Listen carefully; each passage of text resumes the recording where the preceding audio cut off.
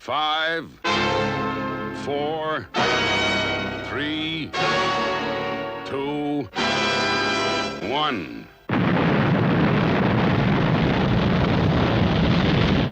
Thunderbirds are go.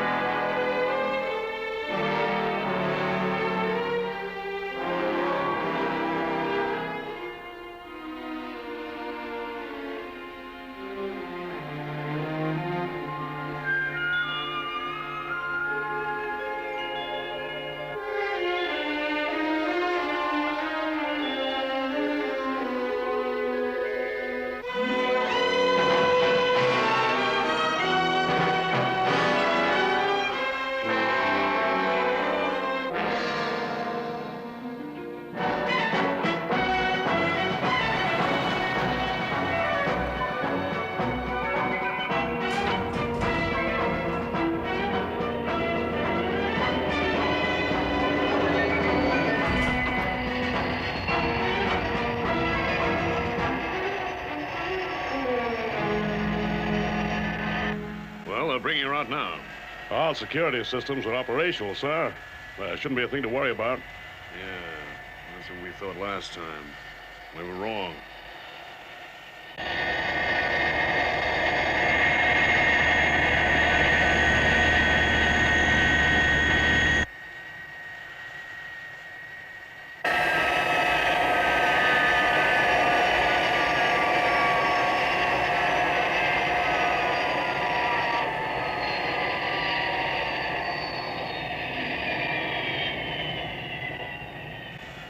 She certainly looks good, sir. Frankly, Schuyler, at this moment, the physical contours of the RTL-2 interest me much less than the success of the whole operation. Hitchens, have the crew been given their sealed orders yet? Yes, sir. They should be opening them about now.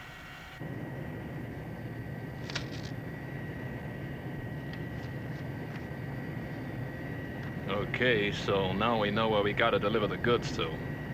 Now, Macklin, have you read your orders yet? Yes, sir. Well, let's set a course, huh? Sure thing, Captain. Right away. Right. I guess I'd better have a final word with the old man.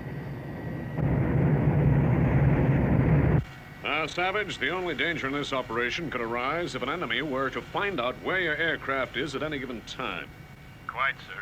So I want you to preserve complete radio silence. As soon as you've leveled out, I don't want to hear another word out of you. Is that clear? Perfectly, sir. Break silence only in a case of extreme emergency. Right, you've got your orders. All you gotta do is carry them out. Good luck. Well, I'll sure be glad when we've delivered this little cargo.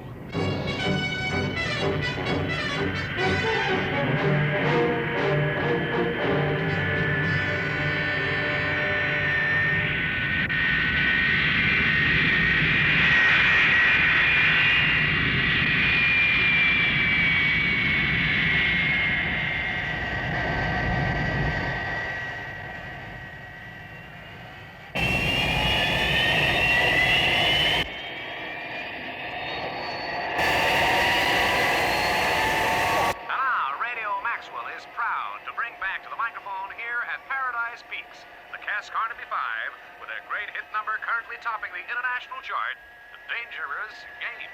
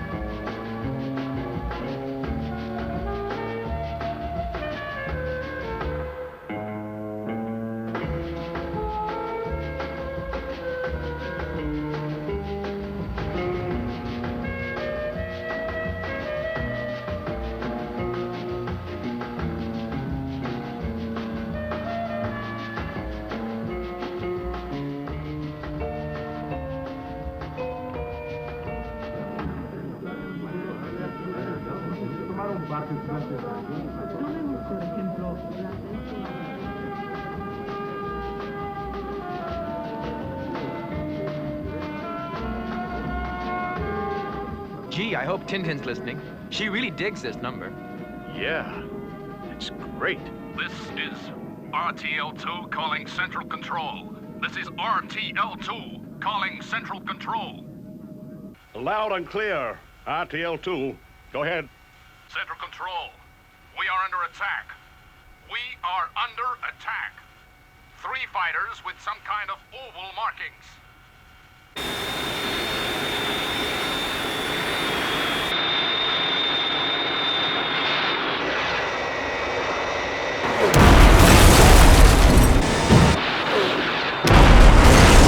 We can't stand up to much more of this punishment. One more.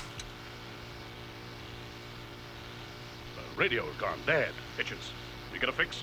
Yes, sir. The relief aircraft are on their way.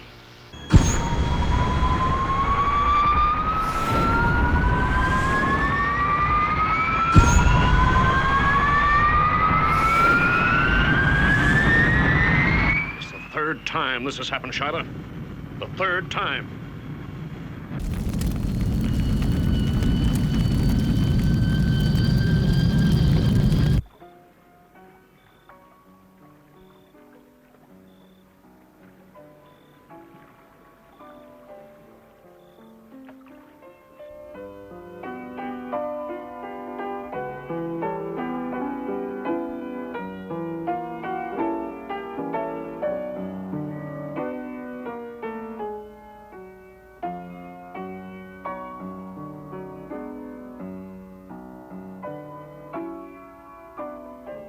I wonder if it was a coincidence. What are you talking about, Alan? It's that tune, Dangerous Game. Just before the transporter crashed, they were playing it on Radio Maxwell. Well, so what? What's unusual about that? They must have played that tune 1,000,000 times in the radio in the past month. Yeah, but they were playing it on Radio Maxwell before the other transporters crashed too. The first one and the second. What are you getting at, Alan? Well, Dad, it's simply that each time these transporter planes have been attacked, the Cass Carnaby 5 have been giving a live performance of their number. Live? That was pretty observant of you. But surely the Cass Carnaby 5 can have nothing to do with this business? Well, there could be a connection, you know. Where are they now? Right now, they're doing a season at Paradise Peaks. Hey, isn't that super deluxe hotel high up in the Alps? Yeah, that's right. What do you think, Brains? It's certainly an interesting observation that Alan has made. I'll get John in the satellite to radio us a recording of that Cass Carnaby broadcast and see what I make of it. Right. Meanwhile, we'll get this hotel investigated. And I know just who to send there.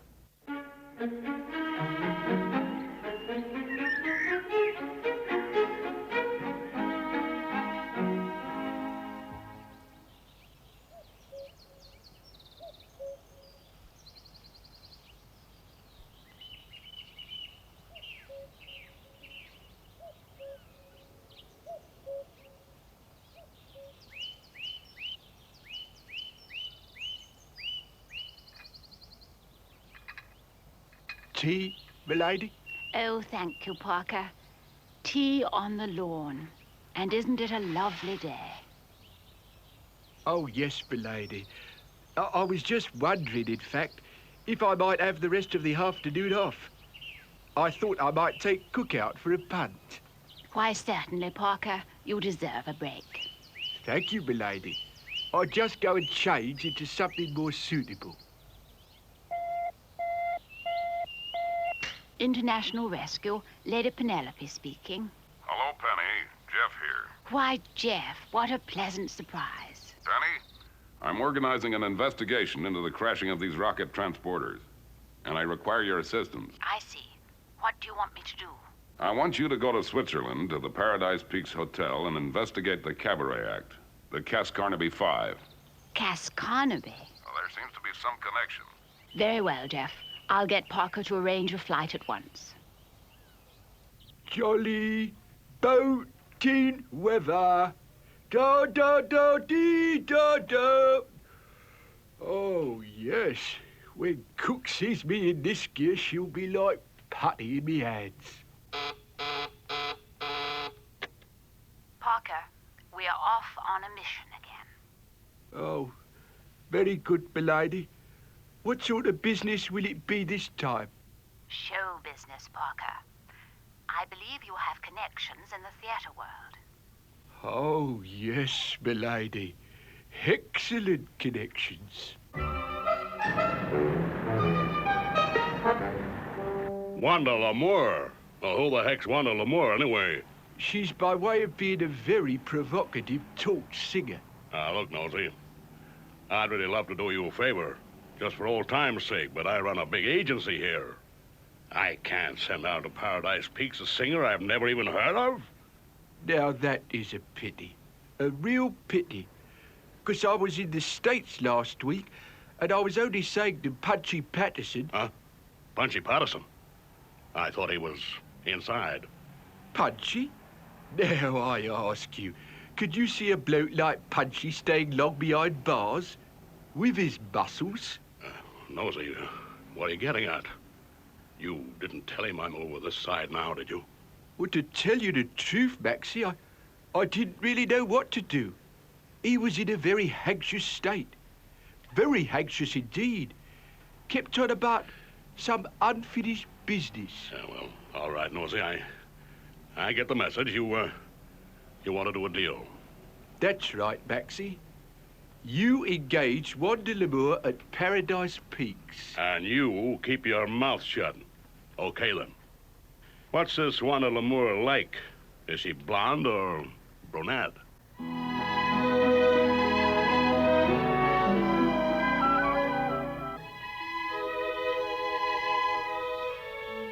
Good. I think that ought to do the trick. Come in. Oh, beg pardon, miss, but I was looking for her ladyship. Come in. So you didn't recognize me. Well, it looks as if my disguise is a success. I should go down well. Well, they say that if you go down well at Paradise Peaks, you'll go down well anywhere. Well, I just hope I can keep this pose up long enough. Still, the show must go on.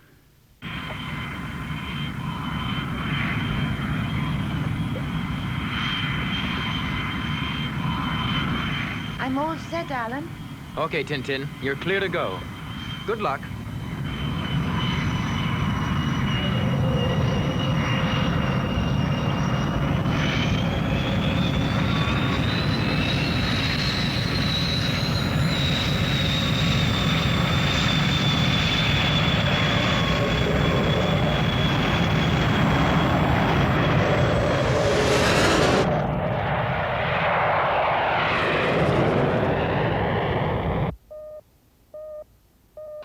How's it going, Penny? I mean, Wanda. All right, Jeff. My flight will be departing in about 10 minutes. Any new developments? Not yet. Brains is working full-time on the Cass Carnaby recording.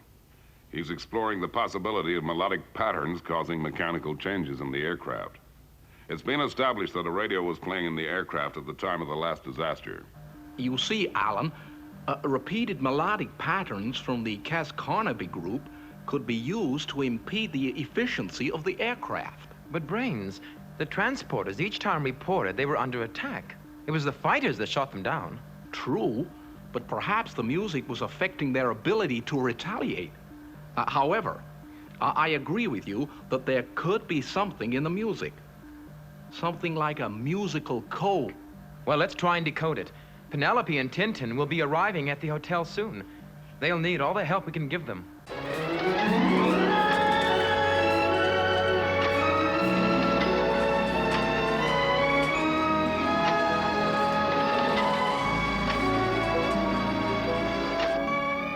They weren't joking when they said this was the highest hotel in Europe. It really is a long way up. Yes, and I do feel rather lost without Parker. I'm beginning to wish we'd taken the rolls with us. But remember what they said. It's a very long road and a dangerous one. Perhaps it's just this disguise that's making me nervous. Cheer up, Penelope. You'll be all right, provided they don't ask you to sing. Well, I'm just going to plead a little throat trouble. That should give us a chance to get on with our investigations for a while. Look, there it is. Paradise Peaks Hotel.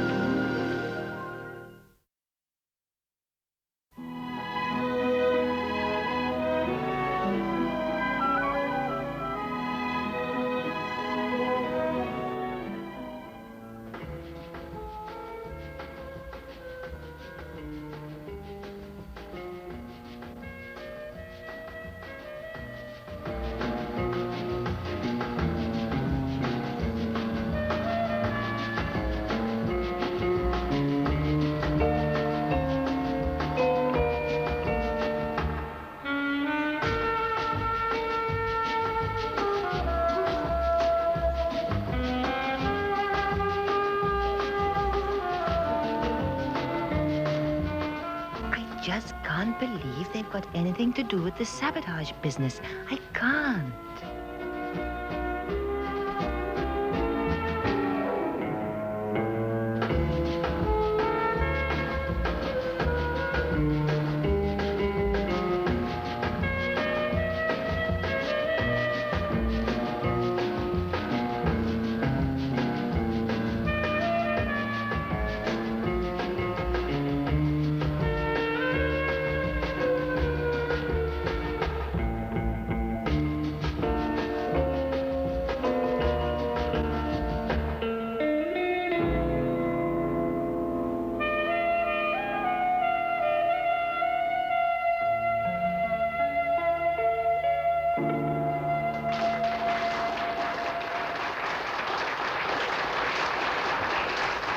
Thanks a lot, ladies and gentlemen. Isn't he gorgeous?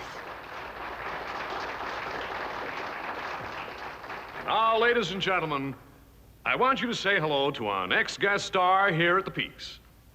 I would ask her to sing for you, but unfortunately, her opening has had to be postponed because of an infection in her pretty little throat. Ladies and gentlemen, I give you Miss Wanda L'Amour.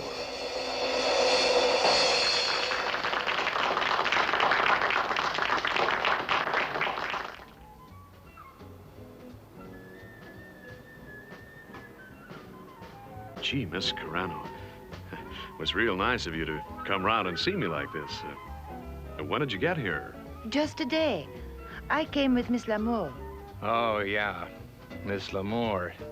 The lady with a frog in her throat. I must have heard Dangerous Game 1,000,000 times, but it still knocks me cold every time I hear it, Mr. Carnaby. Well, thanks. You're a bit of a knockout yourself, too, you know. And I wish you'd call me Cass. All right. Cass. But you must get tired of playing that tune. Don't you sometimes want to vary it, you know? Change the tempo or something? Well, we leave that to Mr. Olson. Yeah, well, kids, I hate to break this up, but I have some things to attend to. A couple of points I'd like to raise with you, too, Cass. So Mr. Olson's your musical arranger? Yeah. Funny guy, but he sure knows the business. Funny? In what way? Well, maybe temperamental would be a better word for it. You know, sometimes he'll make a last-minute change just before we go on the air. Tell you, it drives us crazy. Still, like I say, he knows the business.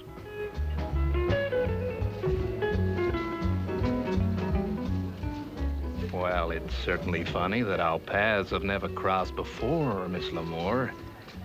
I know most of the warblers in show business. Oh, I've been around, you know. High society keeps me pretty busy. Yeah, that figures. But you're still a lady of mystery. You've told me everything and nothing. You intrigue me. Oh, that's enough about me. Tell me about yourself, Mr. Olson. I hear you keep the Cascarnaby boys on their toes. What else have you heard? That you also are a mystery. Tell me, Mr. Olson, what is your secret? Of my success or of my good looks? Both, Mr. Olson. Both. Plenty of beauty sleep, Miss Lamore. And I'm afraid that's my cue to excuse myself from your very charming company. Oh, so soon? Good night.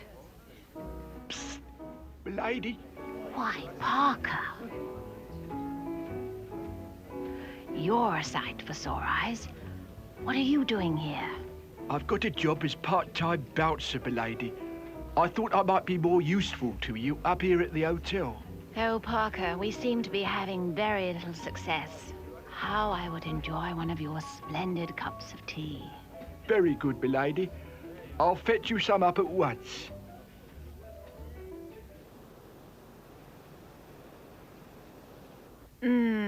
Just right. Thank you very much, Parker. Now tell me, how are your investigations going? Well, milady, I did overhear your Mr. Holson talking to Benito, the head waiter. He was saying something about expecting a message tomorrow morning. I wonder what he meant by that. Well, it sounds interesting. Where does Olson live, Parker? In a chalet, round the other side of the mountain. I think we ought to follow this up at once. I'm afraid he's soon going to find out that I'm a fake. Right. Let's report it to Mr. Tracy.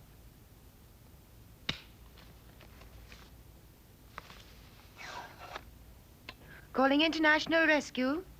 Calling International Rescue.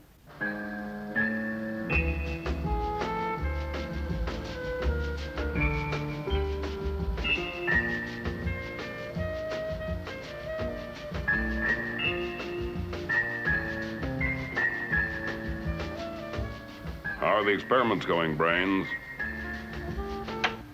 Well, Mr. Tracy, I've definitely established that there's some kind of electronic pattern in the music. You mean the music was really used as a code? Well, it looks quite likely, but I've still got to decode the music before I'm sure there's a code in it, if you see what I mean. Laboratory. Brains, tell Dad that Tintin would like a word with him.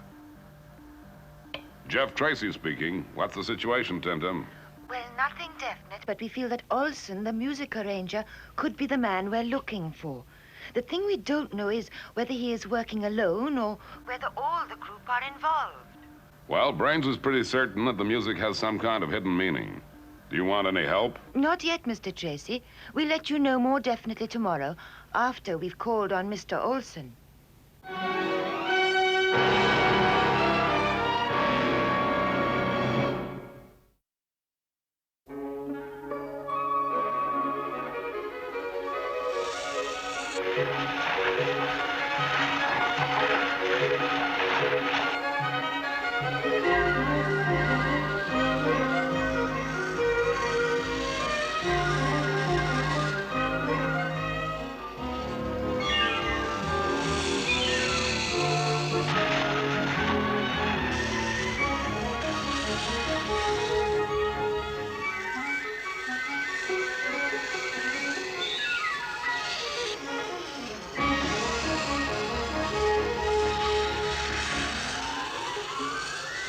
We're nearly there.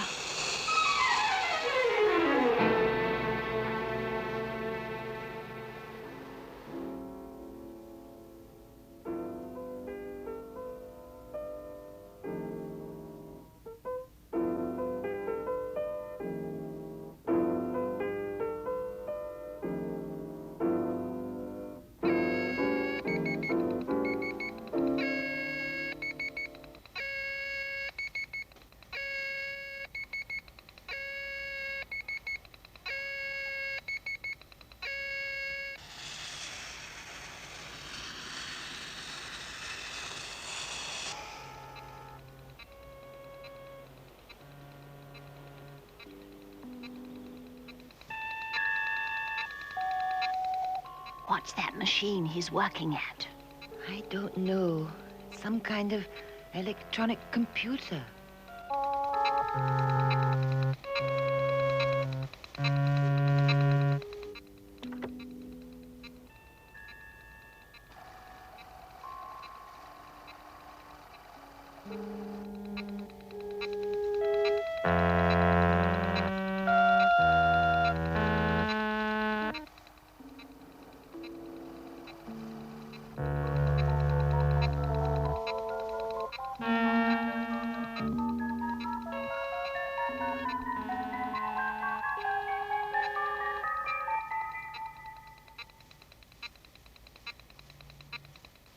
Did you get a close-up on it? I certainly did.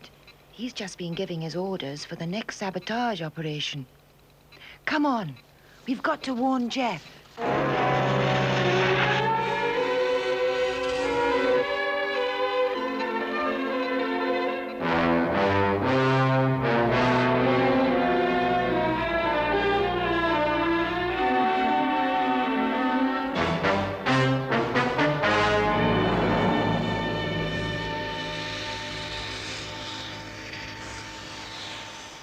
Give me Benito, quickly.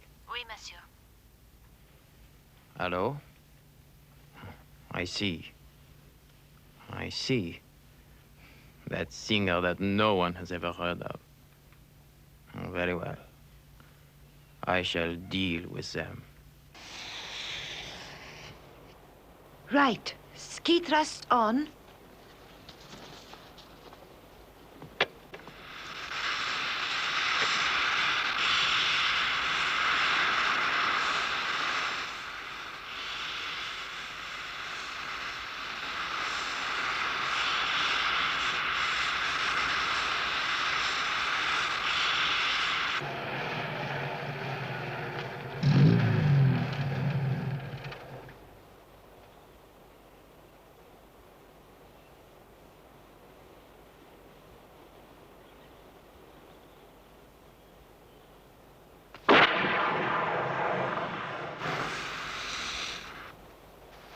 What do you suppose is going on up there?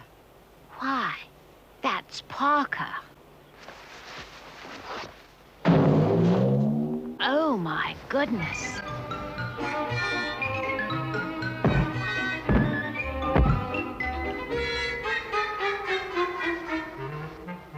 They appear to be heading this way.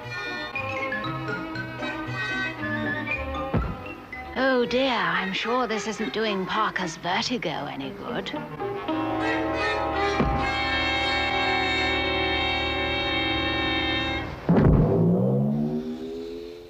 Oh, I must apologise for the unconventional entrance, milady, but I had to apprehend him somehow. You mean that bullet was meant for us? Yes, milady. I'm afraid the masquerade is over. Our friend here had been ordered to dispose of you and Miss Tintin. I'm not surprised, Parker, now that they know we're onto their little game. We must get back to the hotel and contact Jeff Tracy. And we'll have to hide him away somewhere. Yes, I think the broom cupboard's the best place for him, miss. Out of sight, out of mind, as the saying goes. When he comes to, I hope we'll be a long way from here. I just can't get Brains and Aaron to eat anything today. They say they haven't got time. Well, Mother, they've just got to get the combination of this code cracked. Well, it seems to me... Oh. Go ahead, Penny. Jeff, urgent news. We've traced the men who've been sabotaging the transporter planes. Good work, Penny. Brains, are you there? I want you up here right away. I'm on my way. Okay, Penny. We gotta work fast. Right. Now Tintin's going to show you some of the evidence. Go ahead, Tintin.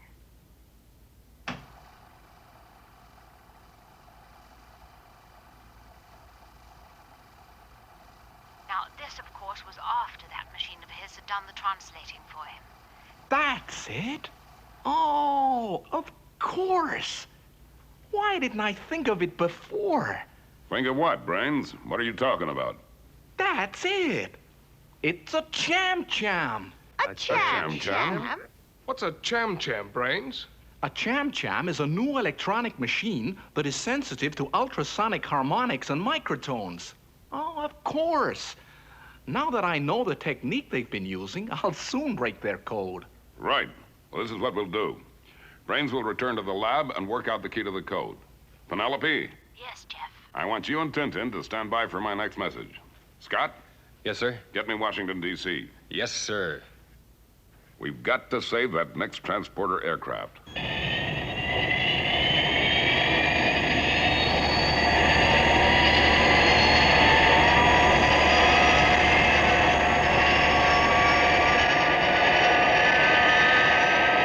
But, sir, these men could be on a level. You know that International Rescue is an organization we can trust. Listen to me, Schuyler. If we paid attention to every nut who telephoned in to say he was International Rescue, we'd never get any work done. But, sir, Washington seems to think they were the real thing. Look, I'm in charge of this outfit, Schuyler, and I don't intend to make my unit the laughing stock of the U.S. Air Force just because some kook wants to play musical chairs. Is that clear? Yes, sir.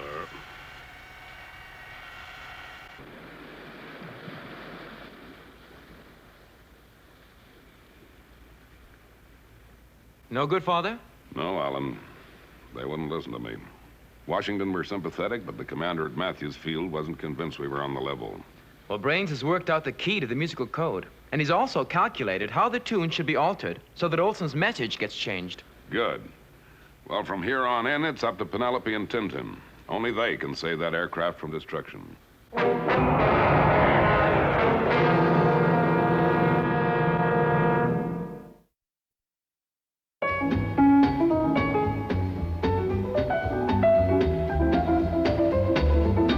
All right, Cass. Let's try to tune this way tonight. There's just a few minor modifications. But, Mr. Olson, I don't see what the point is. Look, Cass, never mind the objections. When we drew up that contract, you agreed to do it my way. Yeah, okay then. We'll change the arrangement for the broadcast. That's my boy. Now, you'd better let the other fellas know. You're on in 5 minutes. Thanks, Mr. Olson.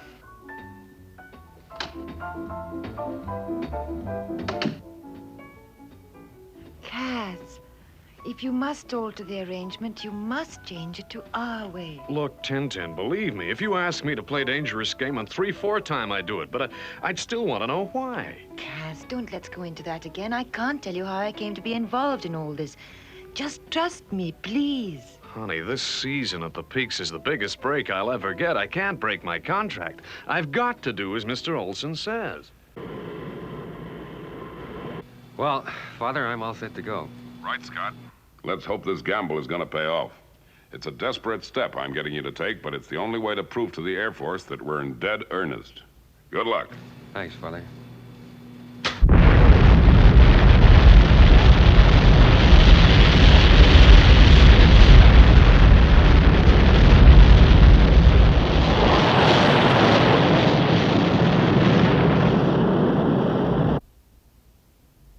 Right, boys, it's nearly time for the broadcast.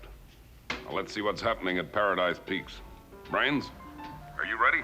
Yes, Mr. Tracy. I told Penelope how to alter the arrangement to divert those enemy fighters. I just hope they can persuade Cass Carnaby to play it that way instead of Olson's. And now, ladies and gentlemen, I am happy to present the Cass Carnaby 5. Oh, dear. Only Penelope can save us now. I wonder where Mr. Olson has got to.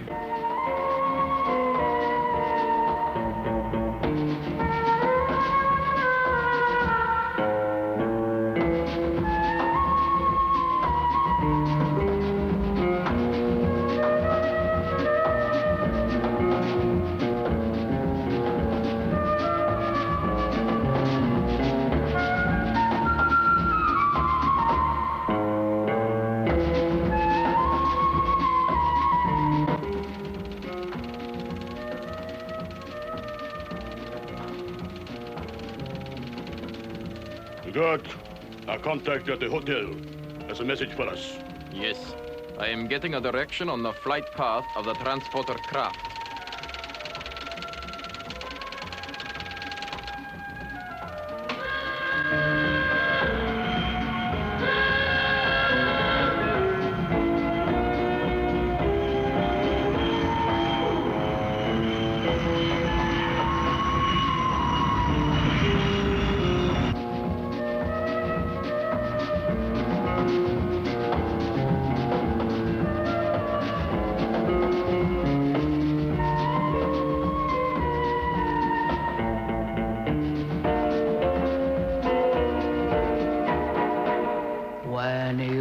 play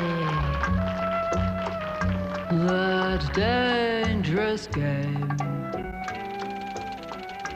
You must learn. The message is changing.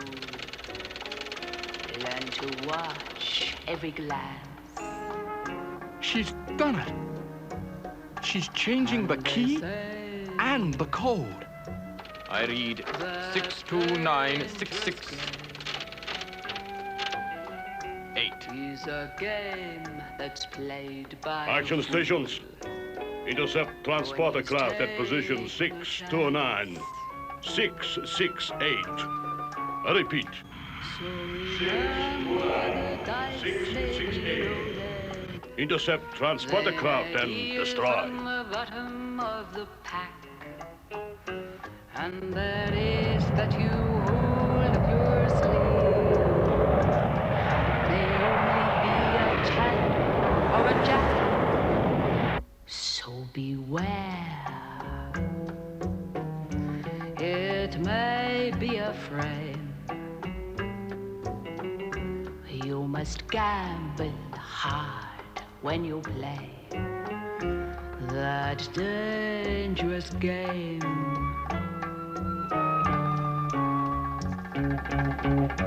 Parker, look.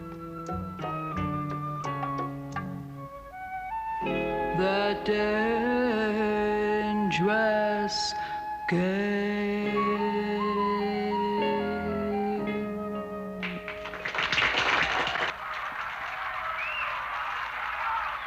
Right, Virgil. You better get out there to Paradise Peaks. Penelope and Tintin could be in great danger. Yes, sir. Alan, you better go with him. Yes, sir.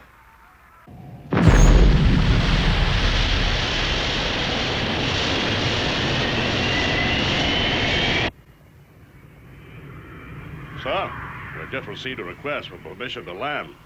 Sir, it's, international rescue. International rescue?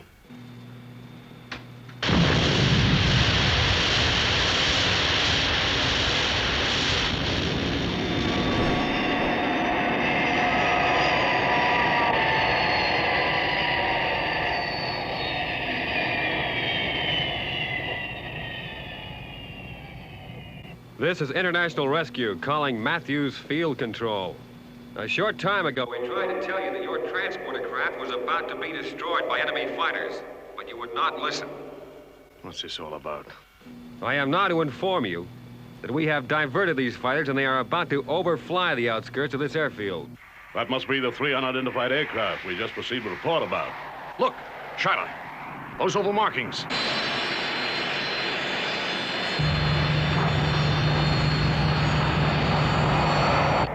These must be the fighters that Savage reported before his radio went dead. Call action stations. Yes, sir. These aircraft must be destroyed. Yes, sir. So, International Rescue have done it again.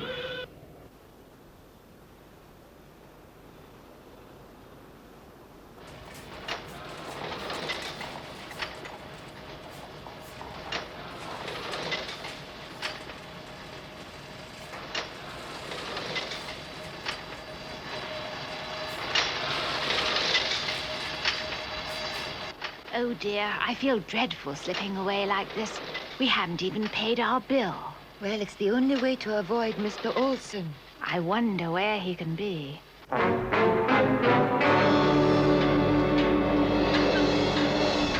Good. The 3 of them. Now to make sure they don't interrupt any more broadcasts.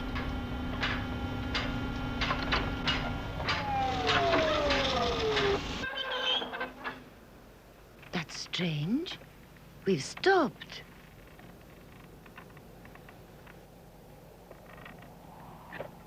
I can't understand it. Parker, press the alarm bell. Yes, milady. That sounded like the cable car alarm. What was that?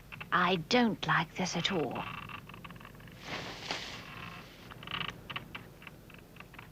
Calling International Rescue. Come in, International Rescue. Jeff, it looks as if Olson is going to get his revenge after all. I thought we were getting away too easily. All right, Penny. Virgil expects to arrive at Paradise Peaks in 2 minutes. What's the problem?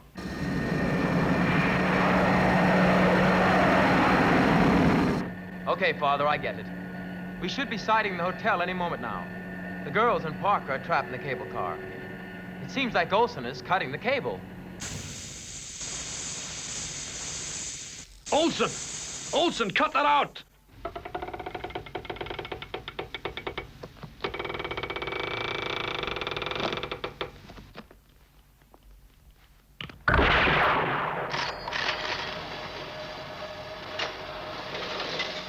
You crazy fool, the cables are free! That car will never stop! What's that?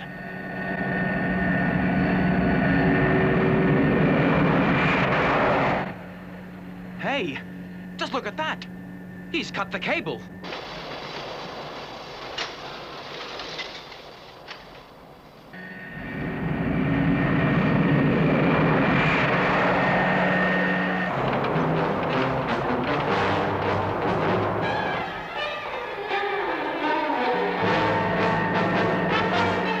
Right, Alan. I'm gonna get close down on top of that car. When I give you the command, fire the magnetic grabs. FAB.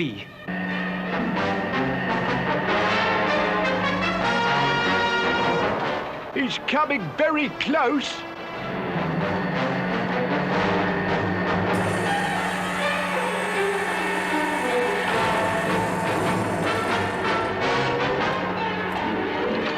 Right, Alan.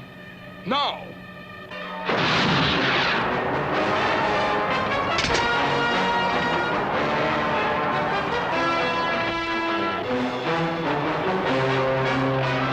It's no use.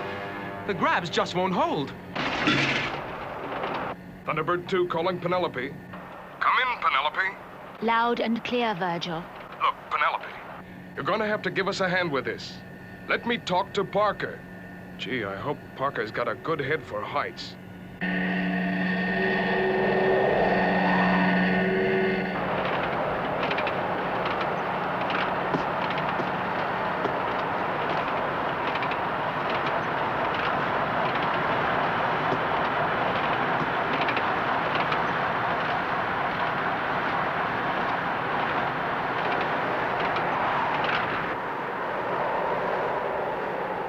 Right. Lowering cables. Now.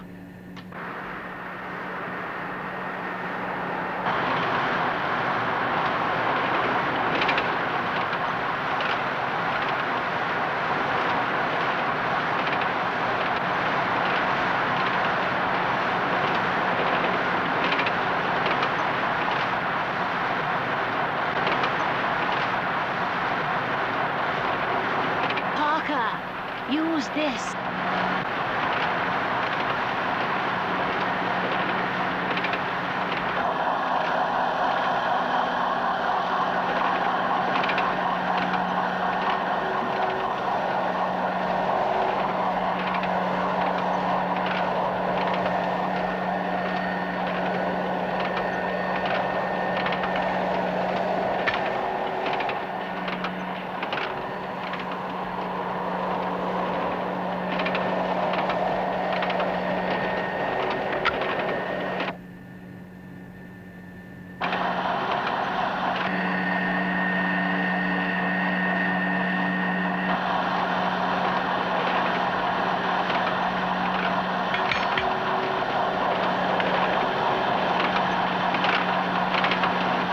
He won't make it.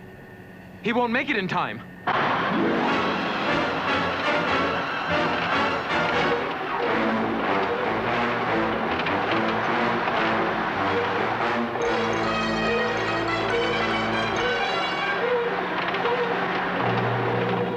Hurry, Parker. Hurry. Right, Alan. Stand by with retros. Standing by.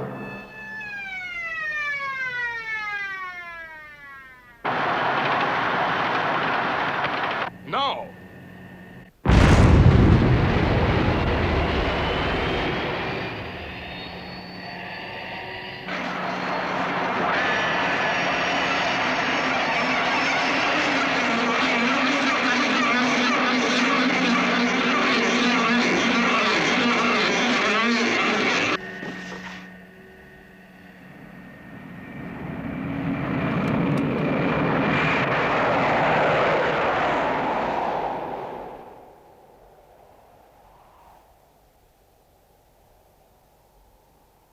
Parker, are you all right? Parker? Oh, dear. What could have happened to him? Look, there he is.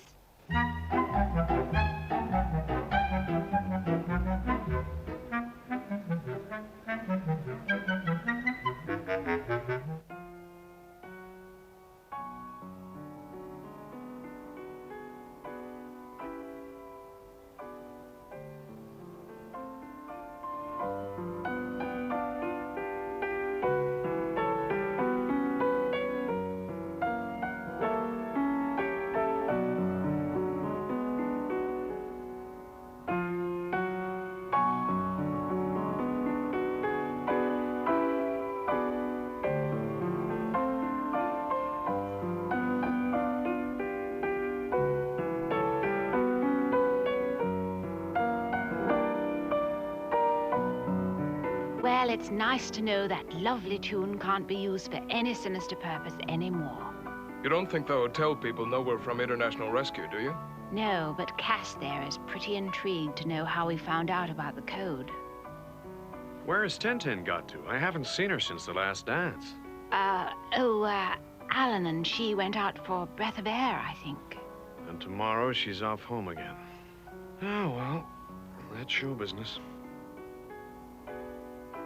Well, Tintin, I suppose you're all cut up about going back to the base tomorrow and leaving Cass and the fellas. Oh, I'm getting quite used to it by now, this hello, goodbye all the time. And you know, it's always nice to get home again.